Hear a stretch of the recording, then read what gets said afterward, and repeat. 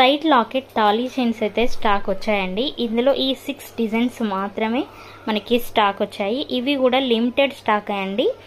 Each design వచ్చేసి 3 pieces మాత్రమే ఉన్నాయండి. సో ఎవరికైనా కావాలనుకుంటే వెంటనే ఆర్డర్ అనేది ప్లేస్ చేసుకోండి. ఇది 26 to 28 ఇంచెస్ వరకు ఉంటుంది. ప్యూర్ పంచలోహం అయితే కాదండి. ప్యూర్ పంచలోహం మీకు 2000 ఎబో ఉంటున్నాయి కాస్ట్.